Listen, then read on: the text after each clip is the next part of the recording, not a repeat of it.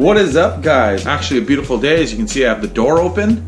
Finally, it's finally warming up here. We're not gonna have the heat going so much. And that also means the cars are coming out soon. Start street cleaning right away. So hopefully in a week or two, I'll be able to insure the Nova, and Clayton will have his car out. And I'll bring the Jimmy home. So we'll have some on the street content for you guys. Today, we're heading to the junkyard. I gotta try to get that yoke for the 8.8 and other things. Gonna work on the truck today, try to get some more stuff done. I'm just waiting for the guys to get here and we're gonna go. All right, well, I'm waiting for the guys to show up. So I'm just painting the hood hinge for the driver's side of the truck. Since now that I have the fender on, I can put the hood hinge on. You see back there, that's my daily. I just put the rims back on. They're 20s I bought off eBay like a long time ago. So I just threw those on for the summer and cleaning it up. Mike's S15, I'm sure you guys have seen it before. It has a LS 5.3 in it too. He's gonna get started working on that shortly, getting it ready for cruising.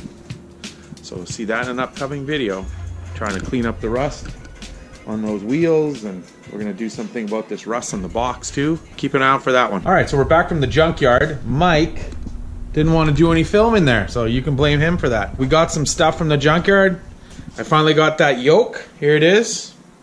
It actually went pretty good. Mike brought his big half-inch drive impact gun, cordless one, and took that thing off like nothing. So maybe you guys will stop crying that we don't. This yoke came off like a 87 to 88 Ford F-150 with an 8.8. It's pretty much the only one that comes with this style of yoke. So if you want to get rid of that flange, you have to find one of these, and I just got lucky and found one. So I'm gonna try it on the rear end now. Hopefully it fits, and then we'll be good. Big juicy DeWalt impact gun. See how this works.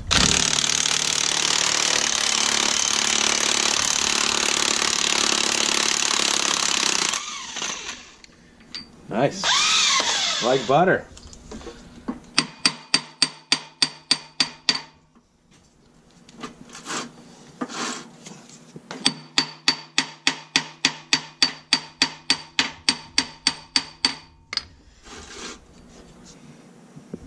I think so, yeah.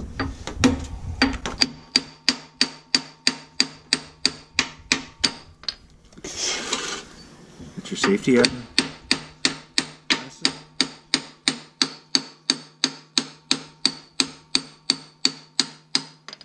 Whew.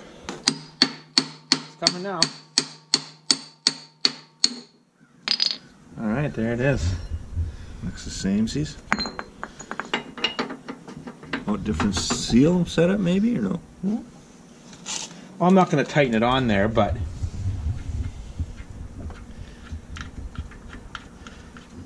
it would go. I mean, it's the splines are the same, so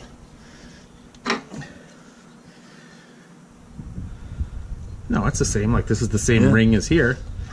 Yeah, so that's it. So you get one of those, Save you some money. That'll save you having to order a strange one. Perfect. All right, so now that I got that yoke on there, well, it's not on there, but I made sure that it fits. Start doing some other stuff. We got the intake off right there, and I am going to pull the fuel rails off, pull the injectors out. Maybe I'll decap them today so that I can take them and get them flow tested. I'm also going to clean up the intake, paint it. I got to plug this hole from where the map sensor used to go, which is right here. Also going to do something with this here. It's capped here. I guess I could just close off this hose, but I'll probably somehow plug that hole too. This is the vacuum port right here coming out of the back, and I'll go over to the engine. All right, so you can see here is the fuel regulator, fuel pressure regulator, boost reference, and then this part of the T goes inside to the map sensor, and then this one here is going to connect to the back of the intake where that hose is sticking out there, and so that'll all be nice and tucked in behind. This is on for good now. It's all tightened up. All the fittings and everything are tightened, of course, except this one. One of the last things of the engine I have to do is get the intake ready and the injectors ready. So I got that ready. I also just put the fuse box back in that goes underneath the dash. I'll show you that. if you look, it's right there. And then of course here's all the wires which have to run up in behind the dash. So I'm gonna probably start doing that now, running them. I just got the fuse box bolted back to the firewall where it goes. And I'm gonna start putting all this in so that I can put the dash cluster and the steering column can go back in. And then once that's done, she's pretty much gonna be ready to run. I'm kind of jumping around here today, but I'm working on the intake. I stripped it all down. I took all the fuel rails and everything off. What I did here is I tapped this and I tapped this with a 3/8 pipe thread. So then I'll put fittings in there like that, and I'll maybe put epoxy on them too so that they definitely stay in there. And then I don't know, I might grind off the head, or I'll use some flush ones or whatever. And then for this one here, I'm gonna kind of do the same thing. I'm gonna cut this off. I'm gonna tap it for an 1/8, and then I'm gonna put one of those, one of these kind of fittings in there. So it'll be in there like this, sorry, like this. And then that's gonna go to my blow-off valve, which is kind of over here. So yeah, I'm just gonna drill and tap that out. Pretty much the intake would be ready to go back on. I don't know, I might cut some of this stuff off to clean it up a little bit. I'm gonna definitely smooth this part here out, and this one, maybe I'll cut this off. I don't know, I'm gonna do some of that and then paint it up and get it back on the truck. And then I'll have to do the injectors still and clean up the fuel rails, and then all that stuff can go on. Alright, so it's the next day, and I'm out here doing some stuff again. Here's the intake. So there's those plugs in there. I actually pressure washed this off, cleaned it up. And then also the for the blow-off valve, that's tapped. I also drilled a hole and put a intake air temp sensor in there, which is just off a GM car from the junkyard. So you have to drill a hole and put a rubber grommet in there. It was kind of a pain. I actually did the same thing on my car. Seems to work out pretty good. So that's in there, and that's all done. Also, if you look over my shoulder here, you'll see I cleaned up the TPI from the truck. Did some stuff on it. The oil pan had a dent in the bottom from when the jack slipped a couple years ago. Goddamn son of a bitch! What do you mean I'm gonna fall off the fucking thing? I cleaned that up, pulled the pan off, fixed that.